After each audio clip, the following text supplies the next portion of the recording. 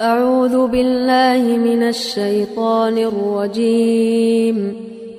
إن المسلمين والمسلمات والمؤمنين والمؤمنات والقانتين والقانتات والصادقين والصادقات والصابرين والصابرات والخاشعين والخاشعات والمتصدقين والمتصدقات والصائمين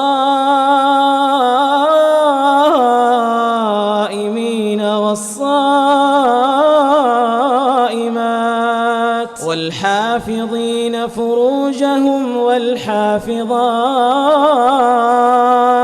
والذاكرين الله كثيرا والذاكرات أعد الله لهم مغفرة وأجرا عظيما.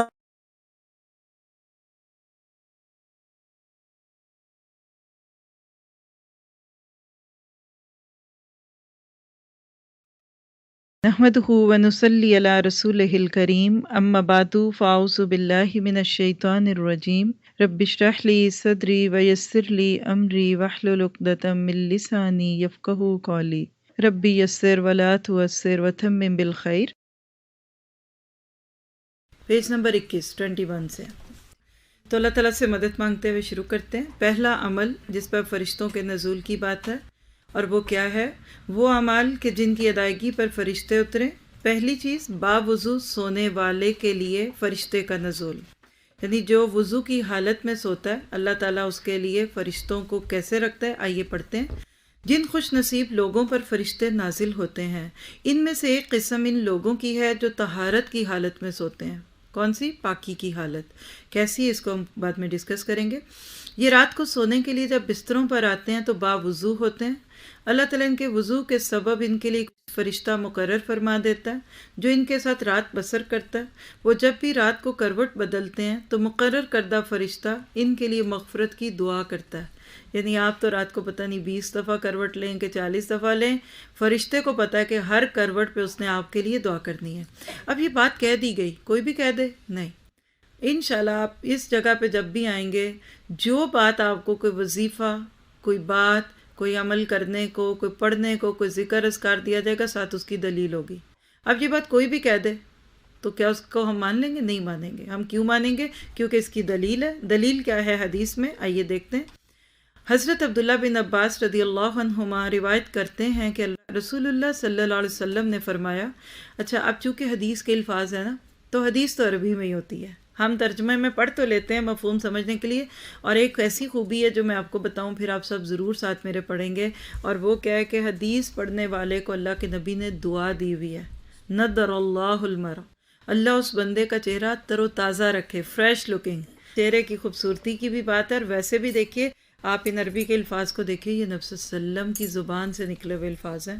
صرف شعور بیدار کرنے کو کہوں کہ رات کو کوئی ایک ڈائلاگ بولتا ہے اور من چلے لوگ دن میں اس کا جملہ سارے شہر میں پھر آ رہے ہوتے ہیں.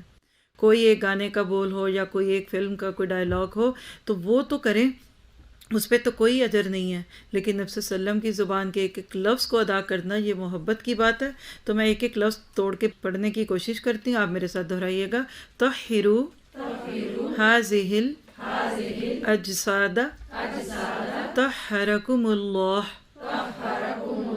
فإنہ لیس من عبد یبیت طاہرا الا بات معہ فی شعارہ ملک لا ینقلب ساعة من اللیل الا قال.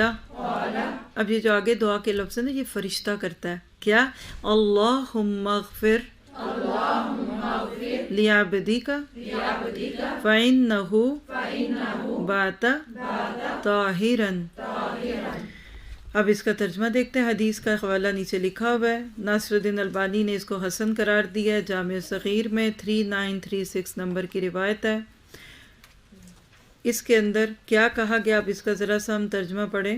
فرمایا آپ ساتھ ساتھ ہائی لائٹر رکھیں گے نا، تو جو چیز الگ سے ذرا ہائی لائٹڈ ہوتی ہے اس کو اگر آپ اچھے طریقے سے لیں گے، ہائی لائٹ کر لیا کریں، اس پہ چھوٹے چھوٹے اپنے اسٹکی نوٹس لکھ لیں گے تو انشاءاللہ اس سے آپ کو فائدہ ہوگا۔ ان جسموں کو پاک کرو، اللہ تمہیں پاکیزگی عطا فرمائے۔ جو بندہ بھی طہارت کی حالت میں سوئے، یقیناً ایک فرشتہ اس کے ساتھ رات بسر کرتا ہے۔ جب بھی وہ شخص رات کے کسی وقت کروٹ بدلتا ہے تو وہ فرشتہ کہتا ہے، اے اللہ اپنے اس بندے کو معاف فرما، یقیناً وہ باوضو سویا تھا۔ آپ دیکھیے کہ آپ محسوس کریں اس کو، رات کا سناٹا ہے، سب گھر والے سو رہے ہیں، اس وقت تو کوئی آپ کی ماں بھی نہیں جاگ رہی ہوگی جو آپ کے لیے دعائیں کرے، آپ سے محبت کرنے والے بچے بھی آپ کے لیے دعائیں نہیں کر رہے، امام کعبہ بھی سو گئے ہوں گے جو سب کے لیے دعا کرتے ہیں، لیکن فرشتہ مقرر کر دیا گیا جو آپ کے لیے دعائیں کرتا ہے۔ اور آپ ذرا اس جملے کو محسوس تو کریں، اپنے بندے کو معاف فرما۔ آپ ذرا اپنا نام تو لکھے، بندہ، اپنی اس بندی، یعنی اپنا نام لکھے، میں اپنا بول دوں، فرشتہ کہہ رہا ہے اللہ عفت کو معاف فرما۔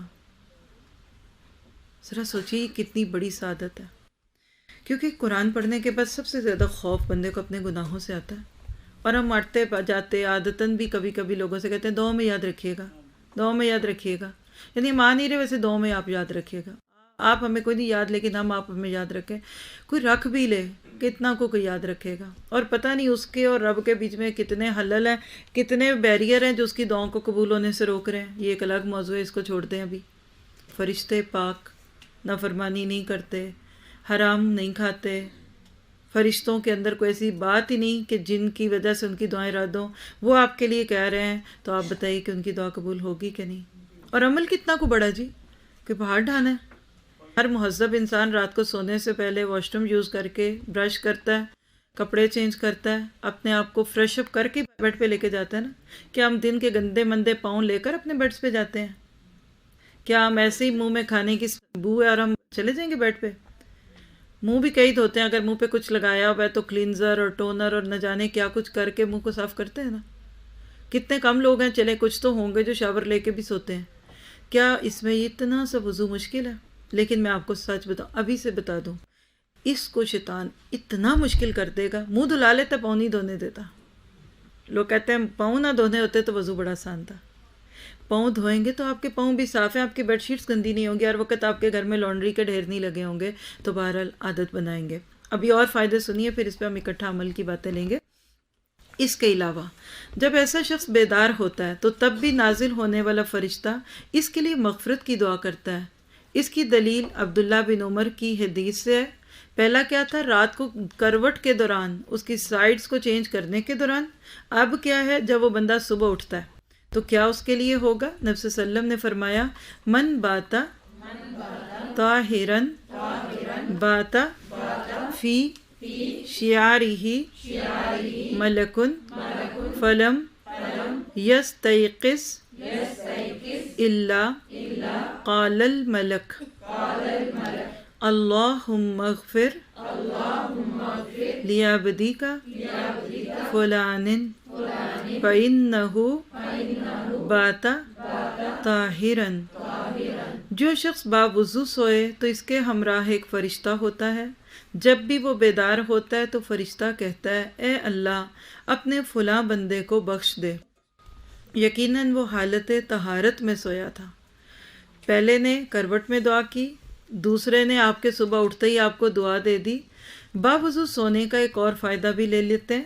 حضرت معاذ بن جبل رضی اللہ عنہ سے روایت ہے کہ اللہ کے نبی صلی اللہ علیہ وسلم نے فرمایا، دہرائیے گا، ما من مسلم یبیت علی ذکر طاہرا فیتعار من اللیل فیسأل اللہ خیرا من الدنیا والآخرۃ الا اعطاہ ایاہ۔ ذکر اور اذکار کر کے باوضو سونے والا مسلمان رات کو بیدار ہونے پر دنیا و آخرت کی جو بھلائی اللہ تعالیٰ سے طلب کرتا ہے تو وہ بھلائی اللہ تعالیٰ اسے عطا فرما دیتا ہے۔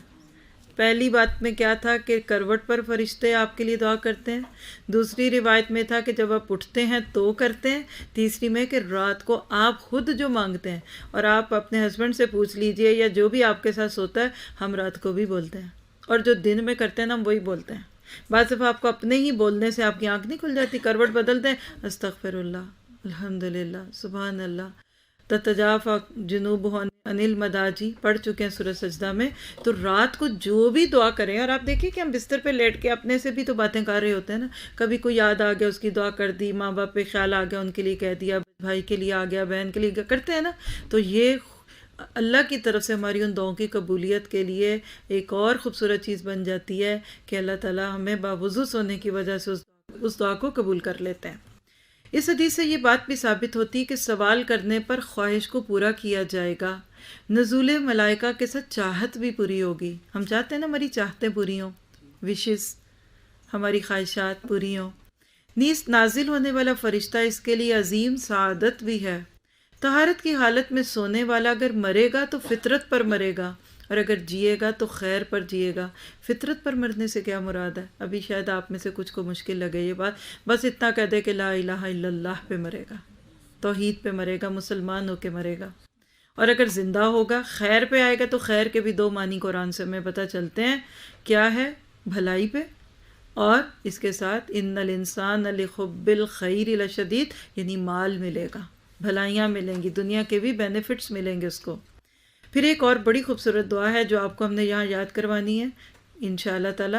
حضرت برا سے روایت ہے، رسول اللہ صلی اللہ علیہ وسلم نے فرمایا، جب تو سونے کے لیے بستر پر جائے تو وضو کر جیسے نماز کے لیے وضو کرتا ہے، پھر دائیں کروٹ پر لیٹ جا اور کہہ، پہلے میرے ساتھ دہرائیں گے آپ بھی، اللہم اسلمت نفسی الیک وفوضت، دوسری طرح بھی پڑھ لیجئے، وفوضت امری الیک والجأت ظہری الیک رغبۃ ورہبۃ الیک لا ملجا ولا منجا منک الا الیک آمنت بکتابک الذی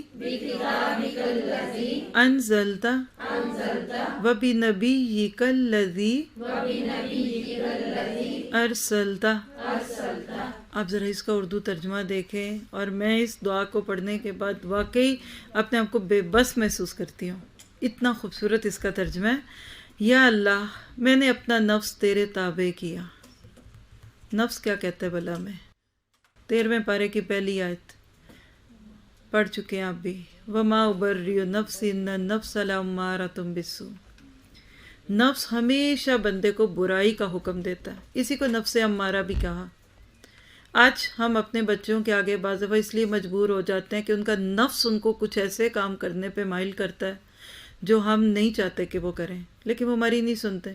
اسی طرح شوہر چاہتے ہیں کہ بیویاں فلاں کام نہ کریں، پر وہ اپنے نفسانی خواہشات میں لگ جاتی ہیں۔ اسی طرح بیویاں چاہتی ہیں ان کے شوہر فلاں کام نہ کریں، وہ چیز نہ دیکھیں، وہ نہ سنیں، ادھر نہ جائیں، لیکن ان کا نفس ان کو مجبور کرتا ہے۔ اور بعض دفعہ کیا سچ بتائیے، آپ اپنے ہاتھوں خود نہیں مجبور ہوتے؟ کیا آپ نے آج تک کی زندگی میں کم از کم 10 سے 15 دفعہ یہ نیت نہیں کی کہ میں نے آج کے بعد غیبت نہیں کرنی؟ پھر کیوں ہوتی ہے؟ وما ابرئ نفسی ان النفس لامارۃ بالسوء۔ تو جب میں اور آپ اپنے نفس کے ہاتھوں مجبور ہیں، اسی طرح ہم سب کے لوپ ہولز ہوتے ہیں، شارٹ کمنگز ہوتی ہیں، ہمارے اندر کچھ کمیاں ہوتی ہیں، ہمیں شرمندگی بھی ہوتی ہے، بار بار ہمیں شرمندگی ہوتی ہے اس چیز سے، لیکن ہم کیا کہتے ہیں؟ عادت پڑ گئی ہے۔ یہ جو ہماری بری عادت ہے نا، وہ بھی نفس ہے۔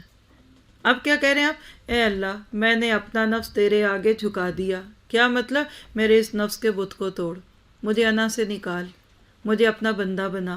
اتنے غیر محسوس طریقے سے نفس اللہ کے آگے جھکنے لگتا ہے کہ وہی کیفیت آ جائے، اللہ کرے، حضرت ابراہیم کی جو اللہ نے کہہ دی، اس قال لہ ربہ، بولیے، اسلم، قال اسلمت لرب العالمین۔ دیکھیے وہ لفظ اور یہ اللہم کے بعد والا لفظ ایک ہی ہے نا، اسلمت نفسی۔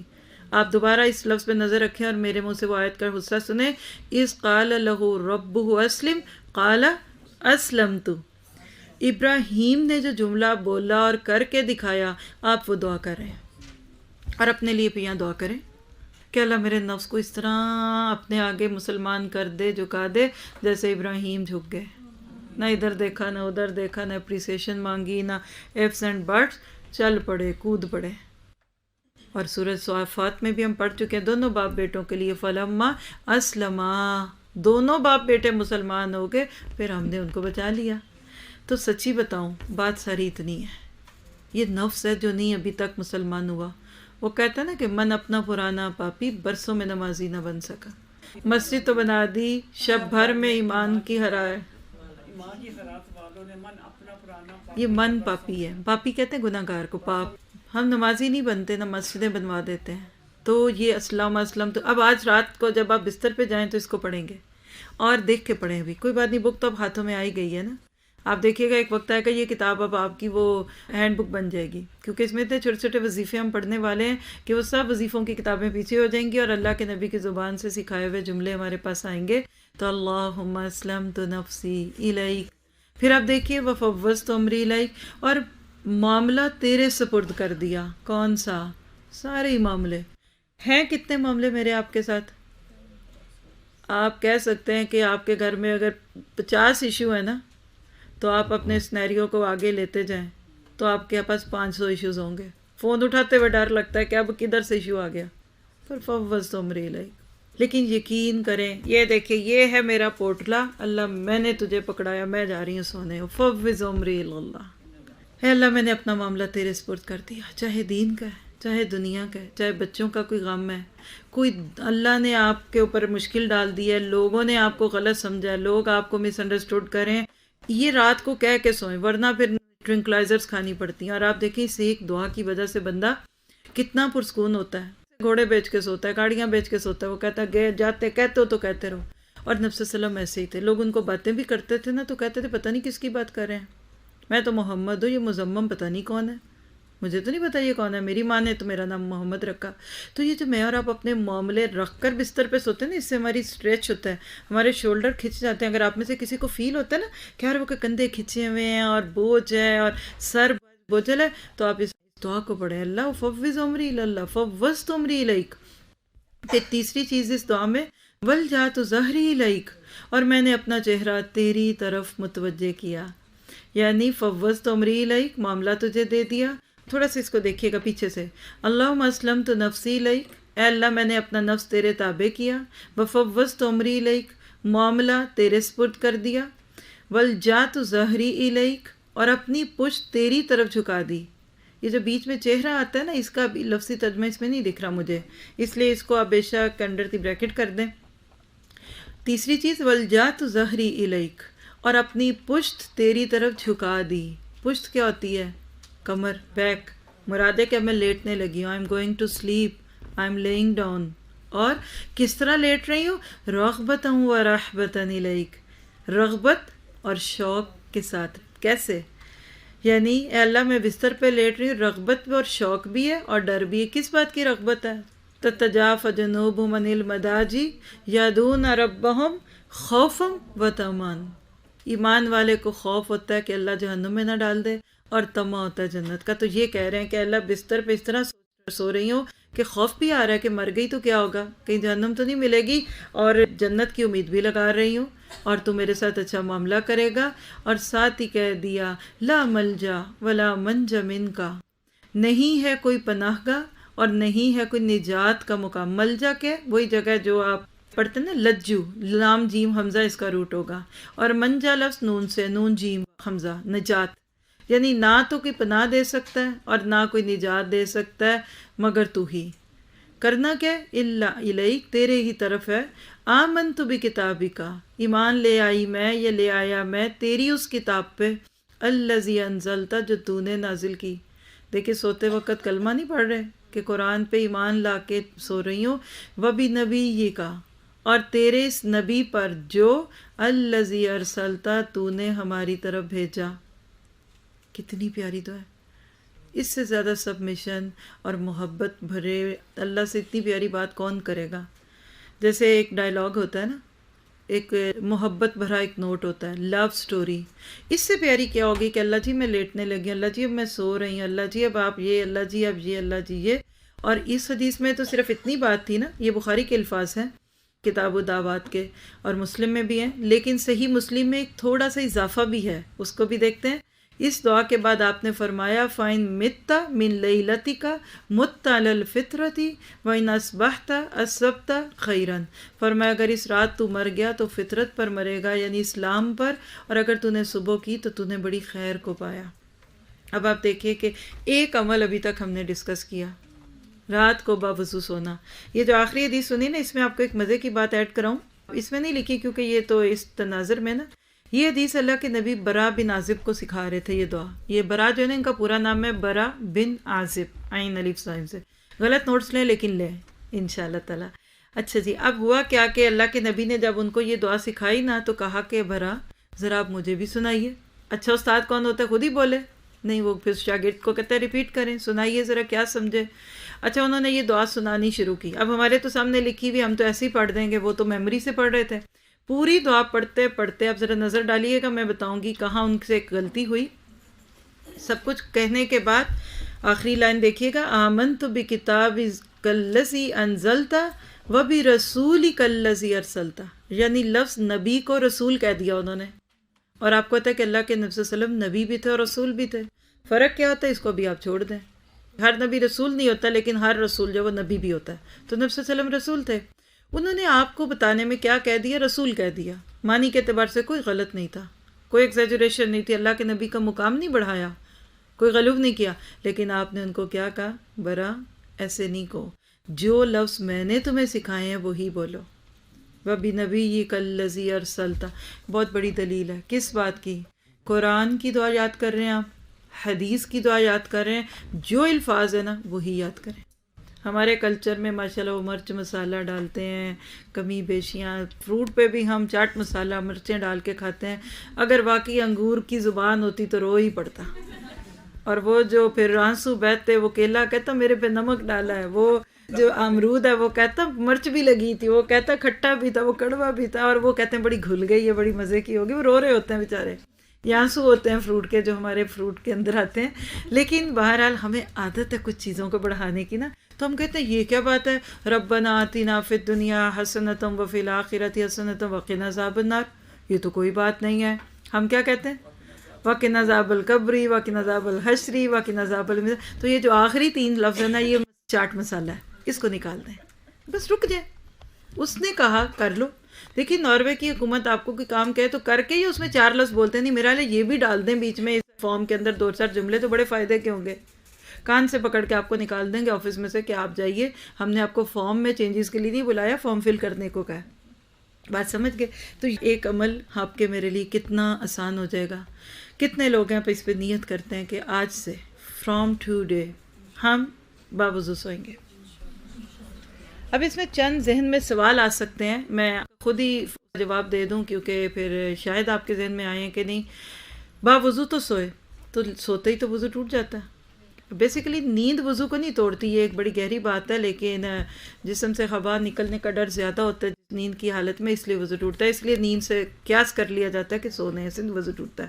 تو ٹوٹ جائے، کوئی عقل استعمال کرے. ابھی سو جاؤں گی تو بھی تو وضو ٹوٹنا ہی ہے، تو میں کرتی نہیں. آپ کو مجھے جو کہہ دیا نا اتنے کام پہ رہ جائیں، اس کے بعد باقی باتوں پہ چھوڑ دیں. پھر دوسری بات کہ پیریڈز ہیں، پھر وضو کریں کہ نہ کریں. میں آپ کو پورے یقین سے اس بات کا آپ کو یقین دلاؤں، جو کام آپ عام دنوں میں روٹین سے کرتے ہیں وداؤٹ پیریڈز کے ڈیز میں، اگر آپ کی عادت بن گئی تو ڈیورنگ دس پیریڈ اللہ تعالیٰ آپ کو ویسے ہی اجر دے دے گا. یہ بات بھی حدیث سے ہی پتہ چلتی ہے کہ صحت کے دنوں میں انسان جو کام کرتا ہے بیماری میں بھی اس کو اس کا اجر ملتا ہے. ایک واقعہ بھی ہے بہت مشہور کہ ایک شخص کو مسجد میں کچھ لوگ ڈھونڈ رہے تھے، تو لوگوں نے کہا وہ آج تو نہیں آیا، روز ایسے آتا ہے لیکن آج تو نہیں آیا. تو انہوں نے کہا نہیں، ہم فرشتے ہیں، اللہ نے ہمیں کہا کہ وہ اس وقت مسجد میں عبادت کر رہا ہے. کہا نہیں روز آتا ہے لیکن آج گھر پہ ہے کیونکہ آج آ نہیں پایا. کہا اچھا اسی لیے پھر اللہ نے ہمیں کہا کہ چونکہ روز آتا ہے تو اگر آج صحت مند ہوتا تو آج بھی آتا. ٹھیک ہے، یہ چیز ہے.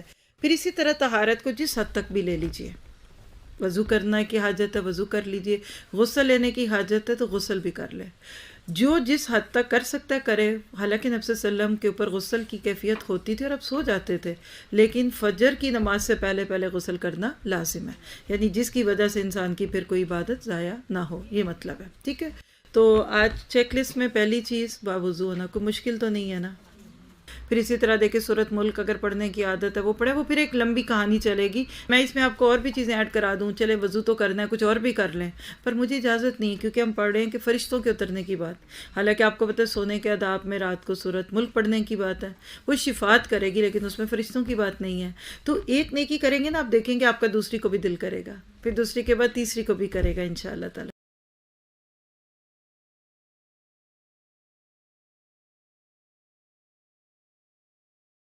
سبحان ربک رب العزت عما یصفون وسلام علی المرسلین والحمد